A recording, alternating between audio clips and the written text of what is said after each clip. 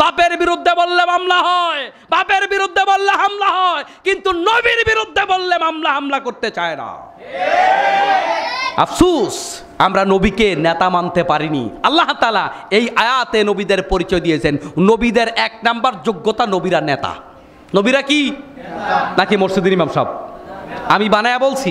আল্লাহ বলছে নবীরা নেতা। সবচেয়ে বড় কথা হচ্ছে শক্ত কথাগুলো আমরা হজম করতে জানি না। আর আমরা হুজুররাও খুব চালাক, মিষ্টি মিষ্টি কথা যেমনি কইলে হাদিয়া বেশি পাওয়া যায়, এই আয়াতগুলাকে গোপন রাইখা মিডা মিডা আয়াতগুলাকে জনগণের সামনে প্রেজেন্ট করে। আপনাকে কোরআনুল কারীমের নরম কথাগুলোও বলতে হবে, শক্ত কথাগুলোও তো বলতে হবে। আয়াত তো আমি বানিয়ে বলছি না, খুব বেশি ব্যাখ্যাও করছি না, আমি অনুবাদ করে আপনাদেরকে শোনাচ্ছি। দেখুন আল্লাহ তাআলা কি বলছেন। তাহলে এক নাম্বার নেতার কাজ জনগণকে হেদায়েতের দাওয়াত দেয়া। যদি আপনার নেতা আপনাকে হেদায়েতের কথা না বলে, আপনি আজকে ওই দলকে তালাক দেন। করছেন তো মিয়া, বাংলাদেশ 50 বছর 55 বছর স্বাধীন হয়েছে, চুরি কেউ কম করে নাই, সবাই চুরি করছে দেখছি। কি বলেন, ঠিক কিনা বলেন? আর আমরা মাত্র কয়েকজন লোকের বিরুদ্ধে দুর্নীতি পাই নাই। এই স্বাধীনতার পর থেকে যত দল গিয়েছে, কয়েকজনের বিরুদ্ধে দুর্নীতি পাই নাই। তারা কারা? আল্লামা দিলওয়ার হোসেন সাঈদী, তাদের বিরুদ্ধে আমরা পাইনি, এক আনা দুর্নীতি পাইনি।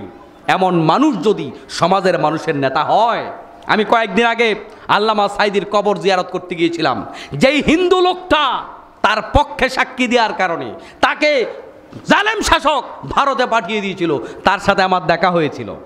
তাকে আমি কিছু হাদিয়া দিয়ে এসেছিলাম, আমরা কয়েকজন গিয়েছিলাম, কিছু হাদিয়া আমরা তাকে দিয়ে এসেছি। দেখেছি এই দেশের ওই দেশের হিন্দুরা কত বেশি তার জন্য কাঁদে, কতটা তাকে ভালোবাসে।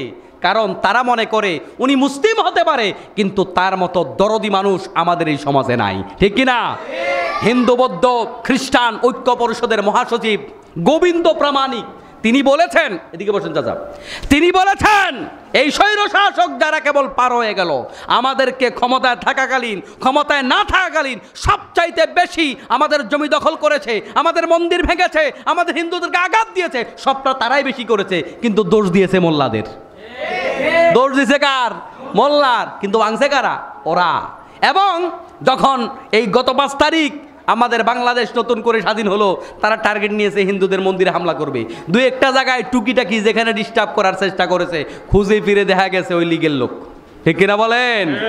আল্লাহ তাআলা আমাদেরকে জালেম থেকে হেফাজত করুন, সবাই বলে আমিন।